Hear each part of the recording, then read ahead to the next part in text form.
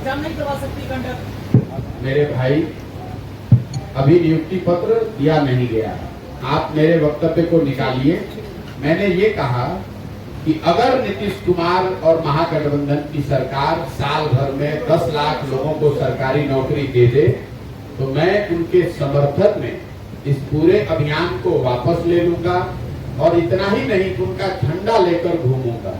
साल भर उस बात को हो गए। आप मुझे ये बता दीजिए पत्रकार होने के नाते कि बिहार में 10 लाख के मुकाबले कितने लोगों को नौकरी मिल गई। विज्ञप्ति जारी होना, नौकरी के लिए परीक्षा होना, नौकरी मिलना नहीं है।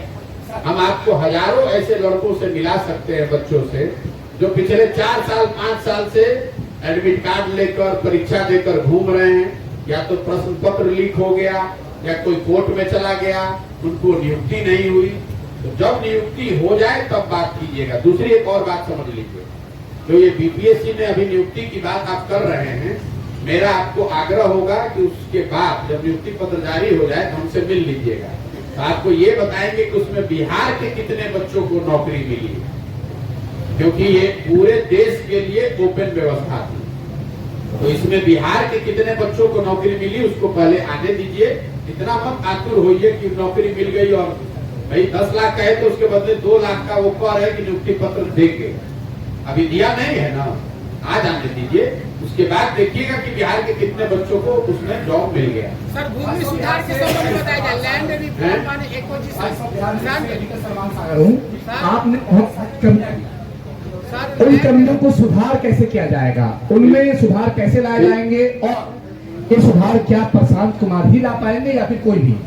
बिल्कुल आपने सही सवाल पूछा। ये जो पूरा अभियान है वो इसी बात को समझकर आगे इसके सुधार के लिए है कि हमारी अपनी समझ ये है कि बिहार में इन सारी समस्याओं के जड़ में समस्या ये है कि लोग अपनी परेशानियों और समस्याओं के बावजूद अपने लिए, अपने बच्चों के लिए वोट नहीं करते।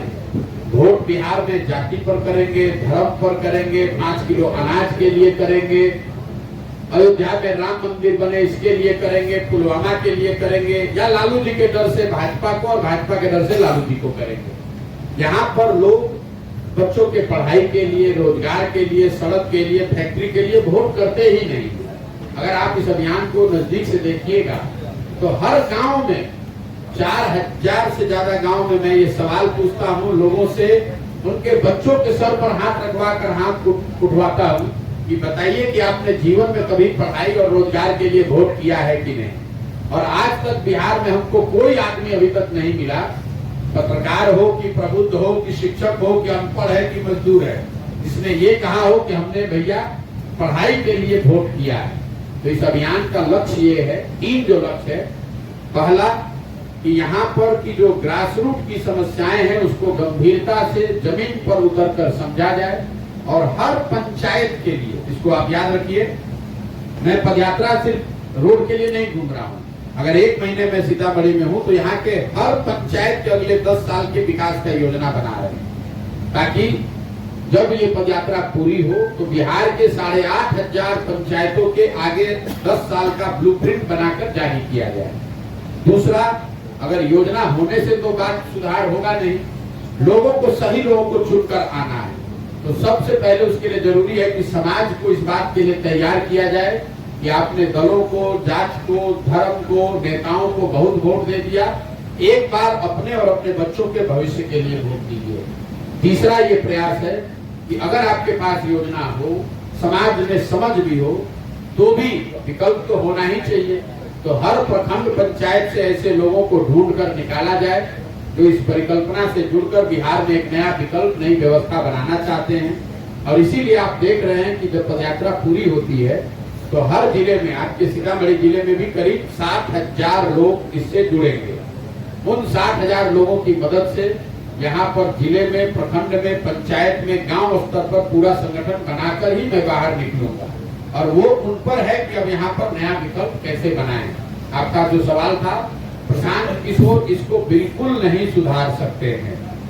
1 प्रशांत किशोर आए कि 20 प्रशांत किशोर आए, इसको अगर सुधरना है तो तभी सुधरेगा जब बिहार की जनता अपने आदतों में, अपने वोटिंग में सुधार करे, तभी सुधार होगा। हमारी भूमिका एक सूत्रधार की है, टीचर की है, कुम्हार की है, जो गांव-गांव जाएं और लोगों को ये समझाएं, बताएं कि कैसे वो अपने और अपने बच्चों का जीवन बिहार में सुधार सकते हैं। सर, लैंड रिफॉर्म और एक्विजिशन पर आपने कहा है, भूमि सुधार और अधिग्रहण की समस्या पर आपने बताया है, इस पर कुछ बताएगा सर? भूमि सुधार की समस्या बिहार देश के कुछ गिने चुने ऐसे राज्यों में है जहां 75 साल में, पिछले 75 साल में ना भूमि की मापन की व्यवस्था की गई, न भूमि के डिस्प्यूट को, ओनरशिप को क्लियर किया गया।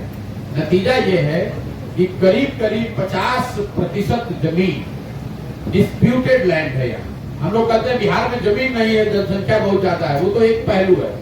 दूसरा पहलू ये है कि जमीन का मालिकाना हक क्लियर नहीं होने की वजह से आप देख रहे हैं, कभी सरकार ने जो डिजिटाइजेशन शुरू किया तो आपकी जमीन दूसरे के नाम पर, दूसरे की जमीन आपके नाम पर हो गई।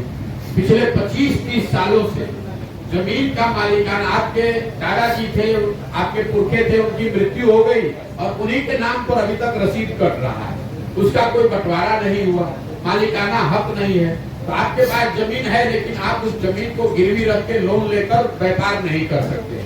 आपको कल जरूरत पड़ जाए तो आप उस जमीन को बेचकर अपने परिवार के लिए कुछ कर नहीं सकते। इसलिए लैंड की जो प्रोडक्टिविटी है वो बहुत कम है। जो जमीन है उसका मालिकाना हक ही नहीं मालूम है तो पता उस लैंड का उपयोग क्या होगा। जिसके हाथ में है वो अपना धान चावल गेहूं किसी तरह कर रहा है, चला रहा है। तो जब तक यहाँ पहले सिरे से जो काम अंग्रेजों ने किया उस काम को यहाँ दोबारा जमीन को सिरे से फिर से नापा जाए, उसके ओनरशिप को एस्टेब्लिश किया जाए और लोगों को एक पारदर्शी व्यवस्था दिया जाए ताकि ये पता चल सके कि किस जमीन का मालिक कौन है, ताकि हर व्यक्ति अपनी स्वेच्छा के अनुसार अपने जमीन का सबसे बेहतर उपयोग कर सके। चाहे वो जमीन का को गिरवी रख के उस पर लोन कर्जा लेके व्यापार करे या उस पर उन्नत कृषि करे या उस पर मार्केट बनाए या जो भी काम वो करना चाहे। अभी यहाँ पर जितनी जमीन है उसका एक बड़ा हिस्सा ऐसा है कि उसके मालिक जो भी हैं पेपर पर वो क्लियर नहीं है, जिसके वजह से जमीन की प्रोडक्टिविटी बहुत कम है। 2023 में आप अपना उम्मीदवार उतारेंगे क्या? जी 2023 में आप अपना उम्मीदवार उतारेंगे? 23 में तो कौन सा चुनाव? आने वाले सब लोकसभा और विधानसभा चुनाव में जन सुराज की क्या रहेगी भागीदारी? भाई जन सुराज तो कोई दल है नहीं।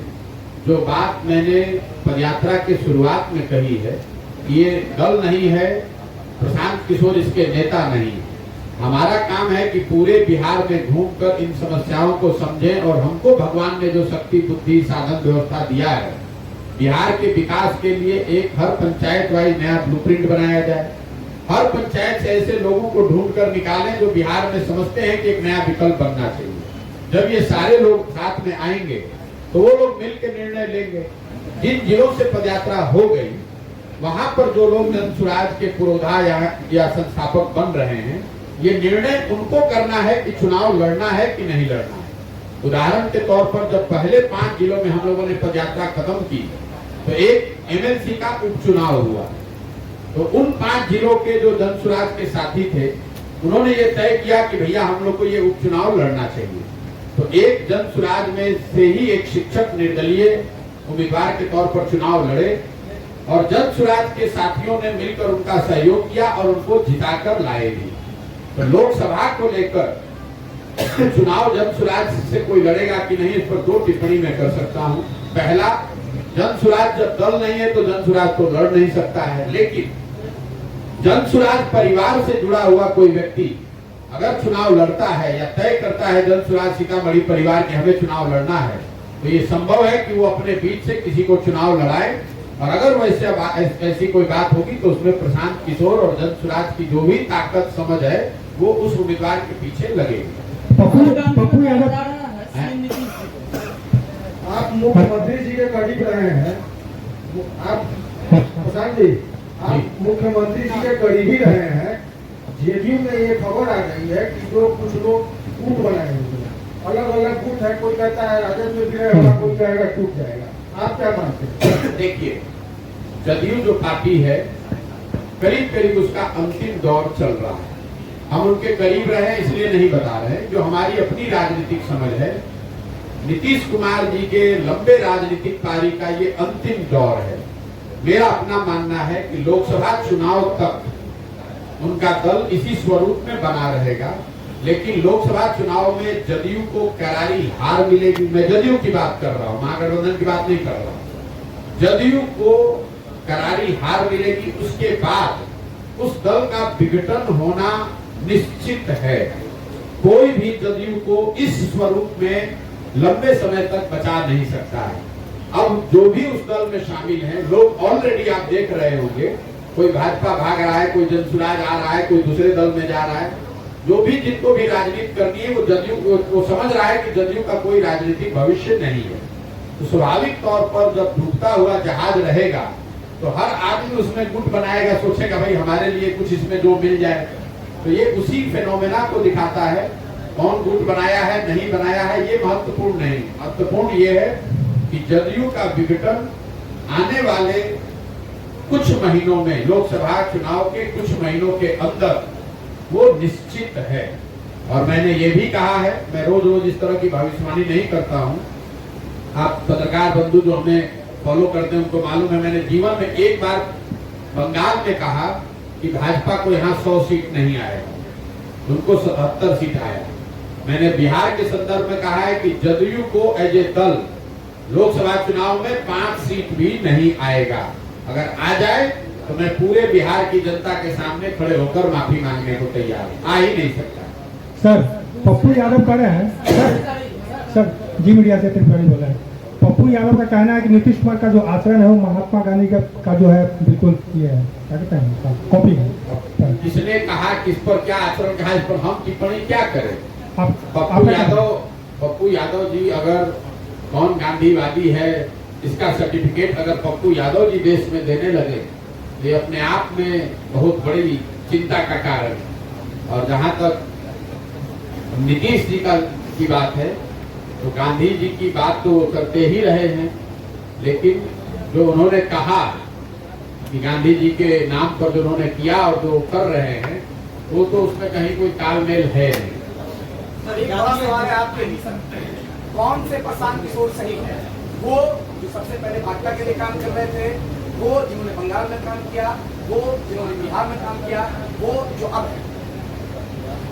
जिस प्रशांत किशोर की आप बात कर रहे हैं वो प्रशांत किशोर उससे पहले संयुक्त राष्ट्र संघ में भी 10 साल काम करते थे, जो आपको शायद जानकारी नहीं है।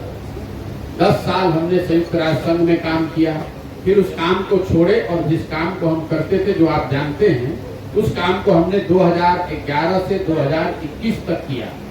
और आप 2-4 राज्य का नाम रखते हैं, हम ऐसे 10 राज्यों में हमने काम किया है और हमको भगवान की कृपा से थोड़ी सफलता भी मिली। लेकिन 2021 में 2 मई 2021 को मैंने सार्वजनिक तौर पर देश में सभी मीडिया हाउस के सामने ये घोषणा की है कि मैं अब जीवन में वो काम छोड़ रहा हूँ, अपने लिए जीवन में कुछ नया करूंगा। 1 बरस छोड़ने के बाद, सोचने समझने के बाद हमने तय किया है कि बिहार में, क्योंकि मेरा जन्म यही हुआ, मैं इसी मिट्टी में जन्मा हूँ, तो मैं ऐसा समझता हूँ कि अगर भगवान ने हमको शक्ति, बुद्धि, साधन, व्यवस्था दिया है तो मुझे अपने राज्य की दशा को सुधारने के लिए प्रयास करना चाहिए। इसीलिए पिछले साल से हम आकर ये काम कर रहे हैं। 1.5 बरस से किसी ने जितनी मेहनत न की हो उतनी मेहनत कर रहे हैं। सफलता मिलना नहीं मिलना ये हमारा उद्देश्य नहीं है। हमारा उद्देश्य है कि मैं ईमानदारी से इस प्रयास को करूं और मेरा विश्वास है कि अगर ईमानदारी से प्रयास ये होगा तो निश्चित तौर पर बिहार में लोगों को ये बात समझ में आएगी। कौन नहीं चाहता है कि उसका विकास हो? कौन नहीं चाहेगा कि उसका बच्चा अच्छा पढ़े? कौन नहीं चाहेगा कि उसके बच्चों को मजदूरी करने के लिए बाहर नहीं जाना पड़े? जरूरत इस बात की है कि समाज में ईमानदारी से प्रयास किया जाए, लोगों को जगाया जाए, समझाया जाए। और मेरा विश्वास है कि जनसुराज के बैनर के तहत ये काम किया जा सकता है। सीतामढ़ी कैसा लगा? सीतामढ़ी कैसा लगा? सर देखिए, कैसा लगा ये कहना तो बड़ा मुश्किल है।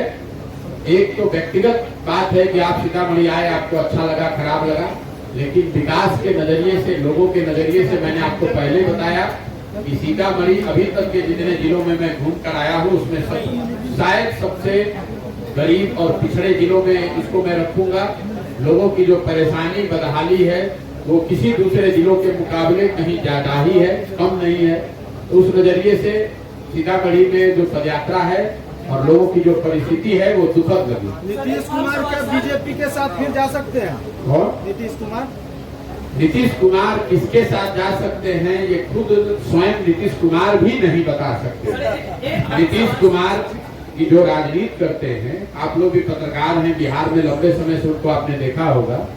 नीतीश कुमार जी की राजनीति का जो तरीका है कि वो एक दरवाजा रखते हैं जो सामने पब्लिक को दिखता है। अभी वो दरवाजा महागठबंधन है। बगल में एक वो खिड़की खोल के रखते हैं जिससे कि अगर जरूरत पड़े तो हवा पानी आ सके, और पीछे एक रोशनदान रखते हैं जो अगर जरूरत पड़े तो अंतरात्मा की आवाज पर जिससे उछलकर दूसरे जगह चले जाए। तो इस व्यवस्था में आप देख रहे हैं कि वो महागठबंधन के साथ सरकार चला रहे हैं। लेकिन नीतीश बाबू ने अभी तक साल भर में एक बार भी ये नहीं कहा कि लालू जी, तेजस्वी यादव या उनके परिवार के लोग भ्रष्टाचार में लिप्त नहीं है। एक स्टेटमेंट हमने 2 बार कहा, 2-3 बार कहा कि अगर आप उनकी मदद से मुख्यमंत्री हैं, सीबीआई ईडी रेड कर रही है, तो ये तो बता दो भाई कि भ्रष्टाचार नहीं। आप क्या मानते हैं, भ्रष्टाचार इन्होंने किया है कि नहीं किया है? नीतीश कुमार ये कभी नहीं कहेंगे। किसी दिन पहुंच जाएंगे वाजपेयी जी के समाधि पर, किसी दिन दीनदयाल उपाध्याय जी का वार्षिकोत्सव में शामिल हो गए, किसी दिन प्रधानमंत्री के डिनर में चले गए। ये उनकी खिड़की है। ये खिड़की दिखाकर दरवाजे को बताते रहते हैं कि देखो भैया, अगर तुम्हारे यहाँ से हवा पानी नहीं आएगा तो खिड़की से रास्ता निकाल लेंगे। और हरिवंश जी उनके रोशनदान है। आप जरा समझिए, जिस राज्यसभा में हर कानून को बनाने के लिए इतनी दिक्कत होती है, भाजपा का अगर वहां कोई कानून गिर जाए तो सरकार गिर जाएगी। वहां पर सबको हटाया गया, लेकिन उप सभापति हरिवंश जी को भाजपा ने नहीं हटाया, जदयू ने भी नहीं हटाया। ऐसा क्यों भाई? बिहार विधानसभा विधान परिषद में अध्यक्ष बदल दिए गए, राज्यसभा का उपाध्यक्ष नहीं बदला गया। वो इसलिए कि हरिवंश जी वही रोशनदान है कि कल होकर नीतीश बाबू को जरूरत पड़ जाए तो उनके माध्यम से भाजपा के लीडरशिप से वो बात कर सके, भाग सके। नीतीश कुमार जी के जीवन में आज इतनी ही प्राथमिकता है कि किसी तरह मेरी कुर्सी बची रहे, बिहार जाए चूल्हे भाड़ में, जिस व्यवस्था से भी हम बने रहे, बस उनकी इतनी प्राथमिकता रह गई है। और इसके लिए कोई आपको पत्रकार और प्रशांत किशोर होने की जरूरत नहीं है। बिहार का बच्चा बच्चा इस बात को जानता है। पटना में जो दीघा पुल जो बना है सर, आप ये सर्वे पर, पहली बात तो ये जनगणना नहीं है और आप लोग रोज ये गलती करते हैं, ये जनगणना नहीं है, सर्वे है। जब सर्वे हो रहा था, होने की बात हो रही थी, तब से मैं आपको लगातार कह रहा हूँ कि किसी प्रकार के सर्वे से जिससे समाज की संख्या, उनकी स्थिति के बारे में बेहतर जानकारी हो, उसमें कोई दिक्कत नहीं है। अगर आपकी नीयत ठीक हो तो। नीतीश कुमार जी की नीयत ये नहीं है कि वो पिछड़ों को या वंचितों को कुछ दे दें। आपको ये सवाल पूछना चाहिए कि भाई लालू जी, नीतीश जी 32 बरस से सत्ता में है बिहार में। अगर ये इतना बड़ा क्रांतिकारी कदम है तो 32 बरस से आपने ये सर्वे क्यों नहीं कराया? ये आज आपको अकल क्यों आई? केंद्र सरकार से आपको पूछने की पहले भी जरूरत नहीं थी, आप पहले भी करा सकते थे। ये जरूरत इसलिए पड़ी है कि राजनीति के चौसर पर ये अंतिम पासा नीतीश कुमार ने फेंका है कि समाज को बांट कर किसी तरह एक बार और बेतरनी पार लग जाए। नतीजा उल्टा हो गया। जिसकी संख्या बढ़ाकर आई वो अपनी भागीदारी मांग रहा है, और जिसकी संख्या आपने घटाई है वो नाराज हो रहा, दोनों ओर से मार पड़ रही है। आप जरा बताइए, आप कह रहे हैं कि जिसकी संख्या जितनी है उतनी उसकी भागीदारी होनी चाहिए, तो भागीदारी मारकर बैठा कौन है? पूरे बिहार सरकार का बजट है 2,46,000 करोड़ और 60% उस बजट का 2 ही आदमी के हाथ में है, नीतीश कुमार और तेजस्वी यादव। तो अगर किसी की भागीदारी मारी गई है तो यही दोनों लोग भागीदारी मारे।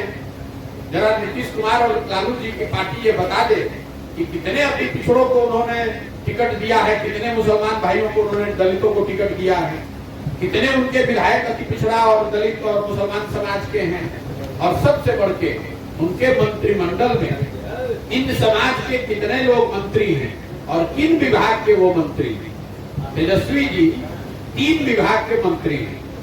उन विभागों का बजट जरा देख लीजिए, और अगर अति पिछड़ा और दलित समाज का अगर कोई मंत्री है तो उसका डिपार्टमेंट जरा देख लीजिए। तो मैं तो जातीय सर्वे के माध्यम से, इसके हवाले से, आपके माध्यम से ये आह्वान कर रहा हूं कि पथ निर्माण विभाग, स्वास्थ्य विभाग, शिक्षा विभाग, वित्त विभाग, जो अति पिछड़े समाज के लोग हैं, विधायक हैं, मंत्री हैं, उनको दिया जाना चाहिए। तुरंत उनको भागीदारी दीजिए। ये 32 साल से हकमारी करने का काम सिर्फ 2 लोगों ने किया है, वो है लालू यादव और नीतीश कुमार। हक इन्होंने मारा है और यही लोग हल्ला मचा रहे हैं। चोर मचाए शोर वाली बात है। 32 साल से आप लूट कर बैठे हैं और आप कह रहे हैं कि वंचित को, दलितों को, अति पिछड़ों को अधिकार मिलना चाहिए। अरे भाई, तो आपको किसने रोका है? तुरंत दीजिए अधिकार, तुरंत एक मुख्यमंत्री बनाइए उन समाज से। अच्छे जो विभाग हैं, जो बड़े विभाग हैं, जिनका समाज में प्रभाव हो सकता है, उन विभागों में उन समाज के लोगों को मंत्री बनाइए। अभी लोकसभा का चुनाव होगा तो उसमें देखिएगा कि कितना अति पिछड़ा और दलित और मुसलमान को टिकट देते हैं ये लोग। सर, आपने तमाम समस्याओं का जिक्र किया है, लेकिन बिहार के प्रतिभाओं को सम्मान नहीं मिल पाता है। क्योंकि पंकज त्रिपाठी जी को मिला है राष्ट्रपति पुरस्कार का जिक्र है, लेकिन बिहार सरकार अभी तक इस प्रकार के किसी प्रतिभा को सम्मान नहीं दे रहे हैं, ना ही उसके उत्थान की बात। क्यों मिलेगा आपको सम्मान?